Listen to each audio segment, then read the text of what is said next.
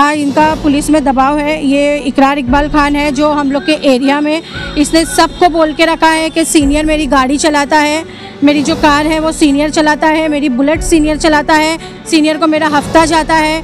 सारे पुलिस वाले day night जो भी है स्टाफ, उन सबको मेरा खाना जाता है।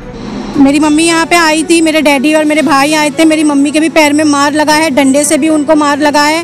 फिर भी मेरी मम्मी यहाँ तक चौकी तक चल के आई है, फिर भी मेरी मम्मी की कोई सुनवाई नहीं हुई है, मेरे डैडी की, और हम लोग को कोई इंसाफ नहीं मिला यहाँ पे। लोकहित में आप सभी का स्वागत है। मैं हूँ मुनव्वर शेख। आज हम मौजूद हैं मुंबई के शिवड़ी इलाके पे, जहाँ पे किडवाई नगर पुलिस स्टेशन के मेरे जस्ट पीछे है एक महिला, जहाँ पर अपनी मदद की गुहार लगा रही है। कुछ बिल्डरों के आदमियों के मारपीट का जो है मामला सामने आया है, और ऐसे में घर की रिपेयरिंग के लिए जो उन्होंने आवाज़ उठाई थी, उनके पैसे को लेकर भी कुछ बातें हुई, हम बात करेंगे। सबसे पहले आपका नाम बताइए। मेरा नाम नेहा बदरुद्दीन लोहार है। कहाँ पे हुआ था, क्या हुआ था, पूरा मामला बताइए। ये गोदरेज हॉरिजॉन गेट नंबर 1 पे हुआ था। वहाँ पे जो कमला नगर है, वडाला आज़ाद नगर, वहाँ का है ये। तो क्या हुआ था आपके साथ में, मारपीट क्यों हुई थी? सर, मारपीट हम लोग के साथ में इसलिए हुई थी कि 4 तारीख को पब्लिक मीटिंग हुई थी बिल्डर के आदमी के साथ में। तो वहाँ पे सब पब्लिक के सामने बिल्डर के आदमी ने बोला था कि जो भी घर रिपेयरिंग का पैसा है वो मैंने इकरार इकबाल खान को दिया है। तो उससे हम लोग की बातचीत छिड़ी थी। तो घर की रिपेयरिंग के बाद में आए तो आपका घर टूटा हुआ था, क्या डैमेज था क्या? हम लोग का घर सर बहुत डैमेज हुआ है, उसमें पूरी कड़ी नहीं लग रही है, सीढ़ियाँ पूरी डैमेज हो गई है, दीवारें पूरी फट रही है, प्लस ईंटें निकल रही है। इस वजह से हमने उनसे बात की थी। तो क्या हुआ था मीटिंग के बाद में, क्या हुआ? मीटिंग के बाद में 4 तारीख को मीटिंग हो गई थी।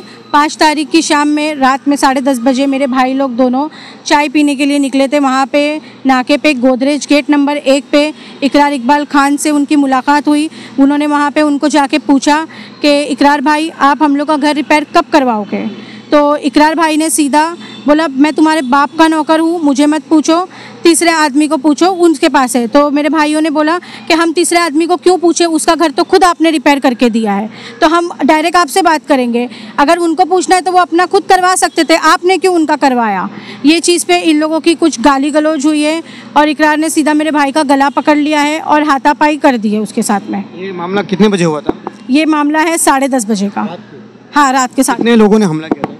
हमला, ये बहुत तादाद में लड़के थे वहाँ पे, बहुत ट्रैफिक वगैरह भी पूरा जाम हो गया था, पर ये लोग 5 लोगों ने हम लोगों के ऊपर हमला किया है। तो आपको कैसे मालूम पड़ा कि मेरे भाई पे हमला हो रहा है? टाइम पे सर मैं काम पे थी, जॉब पे थी, मुझे कॉल आया कि आपके भाइयों का झगड़ा हो रहा है। तो मुझे लगा मेरे दोनों भाई लड़ रहे हैं, तो मैं उस दौरान उनको बचाने गई थी। फिर मैंने वहाँ जाके देखा कि इकरार के साथ में लड़ाई हो रही है, तो मैंने उनको छुड़ाने की कोशिश की। मैंने अपने भाइयों को भी बोला कि आप लोग हट जाओ साइड में, और इकरार को भी बोला कि भाई आप साइड में थोड़ा हट के बात करो। तो इकरार ने मुझे धक्का मारा, और इसके साथ में 4 लोग थे। कितने लोगों ने आपको मारा था, और कहाँ पे आपको मार लगा? सर, मेरे को 4-5 लोगों ने हमला किए थे मेरे ऊपर। मेरे को पीछे सर में मार लगा है, शोल्डर पे उन्होंने मुझे धक्का मारा है। उस टाइम पे मैं ऐसी अच्छी हालत में भी नहीं थी जब इन लोगों ने मुझे मारा है, और उस दौरान मेरे हाथों पे और नाखूनों के और चाबियों के निशान भी पड़े हुए हैं, और मेरी अंगूठी और ब्रेसलेट और चेन इन लोगों ने चीनम चट्टी में वो भी निकाल लिया मुझसे। कितने का रहेगा वो अमाउंट? गोल्ड आपका कितने का है? मेरा अमाउंट होगा 1,20,000 तक का होगा। तो उसके बाद में क्या हुआ? मारने के बाद में फिर आप पुलिस स्टेशन आए थे? मेरी मम्मी यहाँ पे आई थी, मेरे डैडी और मेरे भाई आए थे। मेरी मम्मी के भी पैर में मार लगा है, डंडे से भी उनको मार लगा है। फिर भी मेरी मम्मी यहाँ तक चौकी तक चल के आई है, फिर भी मेरी मम्मी की कोई सुनवाई नहीं हुई है, मेरे डैडी की, और हम लोग को कोई इंसाफ नहीं मिला यहाँ पे। जो लोग मार रहे थे उनके हाथों में क्या था? उनके हाथों में चाबियाँ थी और लोखंड का कोई सामान था। उस टाइम पे उन लोगों के हाथ में डंडा वगैरह नहीं था, उसके बाद में उन लोग के हाथ में डंडा वगैरह था। बैकग्राउंड क्या है? बैकग्राउंड क्या है? जो लोग मारे हैं उनका बैकग्राउंड क्या है? सर, इनका बैकग्राउंड बिल्कुल भी अच्छा नहीं है। सब नशे का काम करते हैं, ये लोग सब नशा करते हैं, ये लोग दारू पीते हैं, ड्रग्स लेते हैं, यही सब इनका बैकग्राउंड है। इनका यहाँ पे जो पुलिस में कुछ उनका दबाव है? हाँ, इनका पुलिस में दबाव है। ये इकरार इकबाल खान है जो हम लोग के एरिया में, इसने सबको बोल के रखा है कि सीनियर मेरी गाड़ी चलाता है, मेरी जो कार है वो सीनियर चलाता है, मेरी बुलेट सीनियर चलाता है, सीनियर को मेरा हफ्ता जाता है। सारे पुलिस वाले डे नाइट जो भी है स्टाफ, उन सबको मेरा खाना जाता है।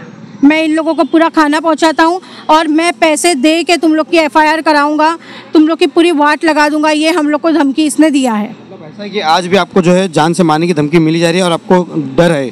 हाँ सर, हम लोग को डर है। हम लोग के रात में पूरी गली हम लोग की सो जाती है, हम लोग के घर में दरवाजे खटखटाते हैं, हम लोग के घर की अचानक लाइटें चली जाती हैं, लोग दारू पी पी के हम लोग को परेशान करते हैं। मेरे घर में सिर्फ मेरी बहन, मैं और मेरी भाभी और मेरी मम्मी है। किस तरह की मांग करेंगे सरकार से और यहाँ के पुलिस कमिश्नर? मैं सरकार से एक ही मांग करती हूँ कि मेरा एफआईआर दर्ज करो और मुझे इंसाफ दिलाओ। जो हमारे सीएम है देवेंद्र फडणवीस, मैं उनसे हाथ जोड़ के ये रिक्वेस्ट करूंगी कि जैसे उनकी लाड़की बहनें सब हैं, वैसे मैं भी एक बहन हूँ और मैं सरकार से ये मांग करती हूँ कि मुझे इंसाफ दिलाओ। सुना आपने, ये पूरा मामला था वडाला के पास, जहाँ पे एक बिल्डर को लेकर जो है रूम की जो है यहाँ पे रिपेयरिंग को लेकर एक मामला हुआ कि कुछ गुंडों ने इन पर हमला किया है और ये मदद की गुहार लगा रही है। हम अपने चैनल के माध्यम से रिक्वेस्ट करेंगे मुंबई पुलिस कमिश्नर से कि इस पर कार्रवाई करें।